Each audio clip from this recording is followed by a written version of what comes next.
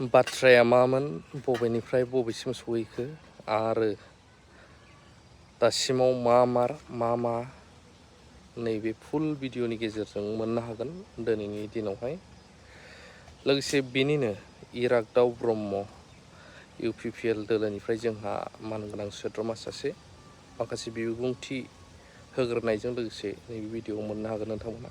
दासिम साफ्रोमबो रायजो राजाया मिथिनाया गाहाम होननानै बिथांमोना नैबे भिडिअखौ लाबोदों। UPPL जिर' जानो थांगासिनो दं। दा बेखौ अपोजिशनफ्रा बेखिनि बाथ्राखौ बुंखागोनखा। जोंबो अपोजिशनब्ला जोंबो रुलिंनि सायाव बेखिनि खोथाखौ बुंखागोन। जिहेतु गावबा गाव पार्टिखौ स्ट्रं होननानै बयबो पार्टियानो बुंनानै लाखायो। दिनै गमामायैनो BPF दोलोआ बेसेबां स्ट्रं, UPPL दोलोआ बेसेबां स्ट्रं बेखौ आं बुंलायलायनाङा, बेखौ रायजो राजाफ्रानो मिथिगासिनो दङ। दिनै BPF दोलोआ बेसेबां बियाब देरहानो थांगासिनो दं बा UPPL दोलोआ बेसेबां बियाब देरहानो थांगासिनो दं बेखौ रायजो राजाफ्रानो मिथिगौ। दा बेखौ कास्टम बसुमतारीमोन बायदि आरो BPFनि माखासे सानैसो फिसा फिसा दैदेनगिरिफ्रा जानला मानला बाथ्रा बुंनानै रायजोफोरखौ मिसलिड खालामनो नागिरदोंबा बिथांमोननि भुल धारना। रायजोफ्रा दिनैनि तारिखाव माने रोंद्रायबो नंला, बिजिरनो हाद्रायबो नंला, बयबो लेखा गोरों जाबाय, बयबो ससियेल मिडिया नायनो रोंसै, बयबो दिनैनि तारिखाव माने मेचुरिटिया सानफा एफा बारायनो हमबाय। दा दिनैनि तारिखाव सोरबा दैदेनगिरिया जानला मानला रायजो राजाफोरखौ मिसलिड खालामनो सानदोंब्ला बे एकदम नंखाय होननानै आं सानगोन आरो। दा लाइमोनफ्रा खुद्रिदों होननानै सोर बुंदों बेखौथ' कास्टम बसुमतारी बिथाङासो बुंदों। दा लाइमोनफोरजों बिथाङा सावरायदोंना सावरायाखै आं मिथिया, नाथाय लाइमोनफ्रा जोंजों जेरोखोम कानेक्सनाव थादों, इडुकेटेड लाइमोनफ्रानो होन, जायफोर बिथांमोनहा माने इडुकेटेडबो नङा, जाय बिथांमोनहा MA BA पास जायाखै, बिथांमोनजोंबो जोङो जगाजगआव थादों। आरो बिथांमोनहा ओरैबायदि मोनसे जोंनि सरकारनि सायाव, प्रमद बर' सारनि सायाव ओरैबायदि मोनसे माने बाख्नायनाय भाषा बुंदों जे प्रमद बर' सारा जे जोंनि लाइमोनफोरखौ लानानै जे स्पर्ट्सआनो जाथों, दा थिग बिदिनो इडुकेसन सेक्टरानो जाथों, स्किल डेभेलपमेन्टनि किसुमान खामानियानो जाथों, बेखिनि खामानि मावनायाव लाइमोनफ्रा प्रमद बर' सारखौ ओरैबायदि बाख्नायदों। आरो दिनै नोंथांमोना ससियेल मिडियायावनो नुबाय थादों, दिनै लाइमोनफ्रा लोब UPPL दोलोआव बाहागो लादों। बेयाव लेखा गोरों लाइमोनफोर, जायफोर BA पास जानाय MA पास जानाय लाइमोनफ्रानो दिनै UPPL दोलोआव सानफा एफा लोब हाबफैनायखौसो जों दिनै नुनो मोनदों। दा लाइमोनफ्रा बे बोराबदों मादों होननाय बे कास्टम बसुमतारीनि बेक्तिगत मन्तब्य, बेयाव जोंहा जेबो गोनो गोथो बुंनांगौ खोथा गैया।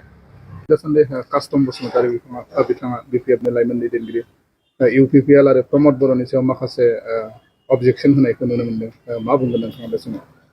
दा आङो कास्टम बसुमतारी बिथांखौ, जे बिथाङा मोनसे समाव दुलाराय बर' फरायसा आफादनि सासे गोख्रों दैदेनगिरिमोन। दा बिथाङा हारिखौ लानानै, बड'फाखौ लानानै बै समाव गोबां खोथा बुंबोदोंमोन। दा बिथांखौ आं सानदों दिनै बिथाङा BPF दोलोआव थांनानै एथ'ग्राब जे गाहायाव थांगोन होननानै आं सानाखैमोन आरो। बिथांनि जे बुंनाय राव, मोनसे स्टेन्डार्ड लेंगुवेज जों खोथाखौ बुङोमोन एबसुआव थानाय समाव, नाथाय दिनै BPFआव थानानै आं बिथांनि जे रायलायनाय भाषाफोर, बिथांनि खुगायाव गनाय भाषाफोर, बेखौ ओरैबायदि गाहाय थाखोआव थांबाय होननानै आं साननानै लादों आरो। दा जियानो हक बिथाङा बुंदों जाहैदों प्रमद बर' सारखौ जे बड'फा उपेन्द्रनाथ ब्रह्मनि मुंखौ खुगायाव लायाब्ला मोजां होननानै। अबयसे आं नुवाखै, गोबां मानसियानो आंखौ बुंदों, बा नोंथांमोन सोंनायावसो आं किसुमान खोथाफोरखौ आं मिथिबाय। दा बिथाङा माबोरै प्रमद बर' सारखौ बेबायदि बुंनो हायो? दा बिथाङा नायदोंना नायाखै प्रमद बर' सारा मा मावदों मा मावाखै? दा बिथांनि सरकारनि दिनाव, प्रमद बर' सारनि सरकारनि दिनाव दिनै उपेन्द्रनाथ ब्रह्मनि, बड'फा उपेन्द्रनाथ ब्रह्मनि जे जोनोम सान, बेखौ दिनै स्टुडेन्टस डे हिसाबै स्वीकृति मोनबाय। बेखौथ' हाग्रामा महिलारिया मावाखैमोन, दा बेखौ प्रमद बर' सारनि दिनाव मावनाय जाबाय। आरो दिनै प्रमद बर' सारा बड'फा उपेन्द्रनाथ ब्रह्मखौ सनमान होनानै बिथांनि नामजोंनो बड'फा सुपार 50 मिशन बेखौ खालामदों। बेखौथ' हाग्रामा महिलारिया खालामाखैमोन।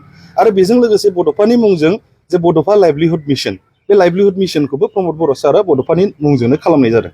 आरो बड'फाखौ जुदि रेसपेक्ट होनानै प्रमद बर' सारा जुदि खामानि मावाखैमोनब्ला, बा बड'फानि थुलुंगाफुरियाव जे 10 कोटी बाजेट हमनानै जे बेयाव खामानि मावनायनि जे प्रसेस, बे प्रसेसखौ प्रमद बर' सारा लानाय नङामोन।